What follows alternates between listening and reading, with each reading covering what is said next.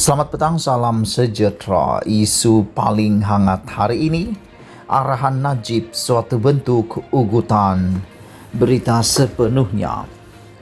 Rakan kongsi urusan KPMJ Malaysia Datuk Johan Idris menyifatkan arahan Datuk Seri Najib Razak kepada firma audit itu supaya melengkapkan dan menandatangani auditnya terhadap penyata keuangan 1MDB bagi tahun 2013 dalam tempoh 2 minggu sebagai satu bentuk ugutan. Beliau berkata demikian ketika pemeriksaan semula Ketua Pasukan Pendakwaan Datuk Seri Gopal Sriram pada perbicaraan bekas Perdana Menteri itu berhubung dakwaan penyelewengan RM2.3 bilion dana 1MDB di Mahkamah Tinggi hari ini. Saksi pendakwaan ke-14 itu ditanya mengenai mesyuarat pada malam 15 Disember 2013 di kediaman Najib di Jalan Langgak Duta di sini.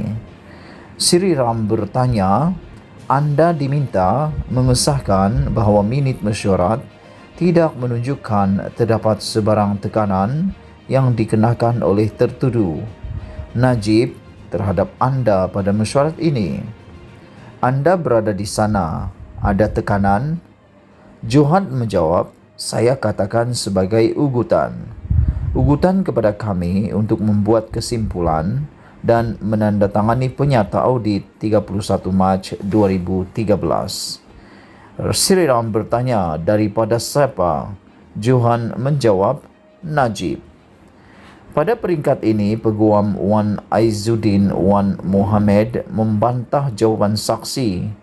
Ini kerana perkataan ugutan tidak pernah ditimbulkan oleh saksi dalam mana-mana jawapannya. Bagaimanapun, Hakim Datuk Collins Lawrence Wekera meminta pembelaan mengemukakan hujahan.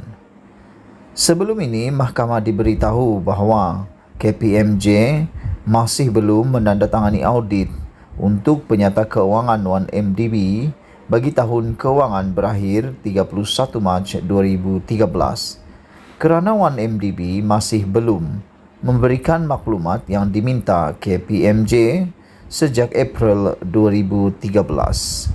Berdasarkan minit mesyuarat yang Johan sendiri menaipnya, beliau menyatakan bahawa Najib telah meminta KPMJ menandatangani audit itu selewat-lewatnya pada 31 Disember 2013.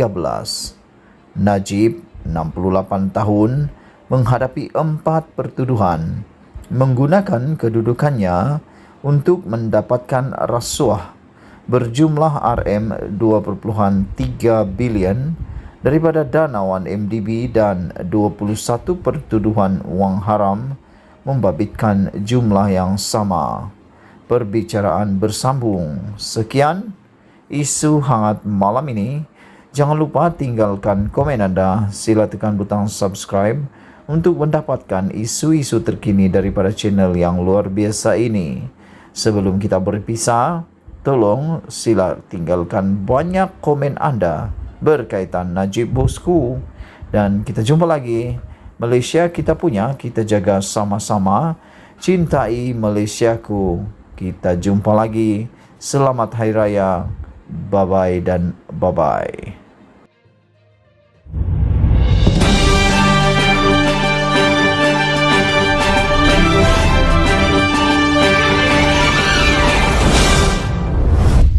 Selamat petang, salam sejahtera. Isu hangat petang ini, tol percuma tambah keceriaan rakyat sambut Hari Raya, pukulan kepada kegagalan Tun Mahathir. Berita sepenuhnya. Sebahagian daripada mereka yang tinggal di ibu kota sekarang ini sudah pun berada di kampung masing-masing untuk menyambut Hari Raya yang dijangka disambut pada hari Selasa. Setelah 2 tahun tidak dapat pulang berhari raya kerana kekangan PKP, kepulangan ke kampung pada tahun ini tentu saja amat-amat menggembirakan mereka. Lebih berganda lagi, kegembiraan tahun ini ialah Kerana selain dibenarkan mengeluarkan caruman KWSP sebanyak RM10,000, tol di laluan lebuh raya utama itu juga diumumkan percuma. Di samping tol percuma di lebuh raya utama, banyak lebuh raya lain turut memberi potongan sebanyak 50% dan ianya terpakai untuk semua jenis kenderaan. Tol percuma dan diskaun itu berkuat kuasa selama 3 hari sebelum ketibaan hari raya dan 2 hari lagi pada hujung minggu depan ketika mereka mahu kembali ke ibu kota semula. Bagi rakyat kebanyakan, ini adalah hadiah paling menggembirakan untuk hari raya tahun ini. Beberapa saudara mara dan kawan-kawan tidak menyembunyikan kegembiraan mereka dapat pulang ke kampung berhari raya dengan tol percuma pada kali ini. Meskipun ada kesesakan jalan raya, ianya terubat dengan tol percuma itu. Mengimbas tentang tindakan Perdana Menteri Ismail Sabri Yaakob mengumumkan tol percuma dan diskaun sehingga 50% pada tahun ini, semua ini sebenarnya adalah petanda kelemahan dan kegagalan Tun Mahathir Mohamad selama memimpin kerajaan PH selama 22 bulan sebelum ini. Kalaulah janji menghapuskan tol benar-benar ditunaikan setelah PH berjaya menjadi kerajaan sebagaimana ianya telah dimanifestokan dalam PRU 14 lalu, Ismail Sabri mungkin tiada peluang langsung mengumumkan tol percuma dan diskaun 50% untuk hari raya tahun ini. Tetapi disebabkan kegagalan Tun Mahathir itu malah melukakan hati rakyat dengan mengatakan manifesto bukan kitab suci, itulah yang menyebabkan bermulanya penolakan serta bercambahnya kebencian. Apa yang berlaku selebihnya kepada PH dan Tun Mahathir adalah suatu sejarah, tetapi banyak iktibar yang boleh diambil daripadanya. Bayangkan, dapat tol percuma untuk hari raya pun sudah cukup membuatkan rakyat gembira. Apatah lagi jika percuma buat selama-lamanya. Dalam hal ini, di samping pengajarannya ialah jangan main-main dengan janji kepada rakyat. Kita juga jangan sekali bersikap khianat dan tikam kawan sendiri apabila beroleh kuasa. Hari ini dengan apa yang dilakukan Ismail Sabri berkaitan tol itu, tidak dinafikan beliau telah meraih laba politik yang lumayan daripadanya. Di samping merupakan pukulan terhadap kegagalan Tun Mahathir. Ia bukan salah Ismail Sabri kerana sebagai Perdana Menteri yang telah dinamakan UMNO sebagai poster boy bagi menghadapi PRU 15 datang, selain tugasnya ialah memberi kesejahteraan kepada rakyat, beliau juga semestinya akan berbuat sesuatu yang boleh membuatkannya disukai serta menambah undi buat dirinya. Siapa yang tidak mahu kekal lebih lama sebagai Perdana Menteri? Maka turut dipercayai banyak lagi pengumuman yang akan melegakan hati rakyat akan dilakukan Ismail Sabri selepas ini.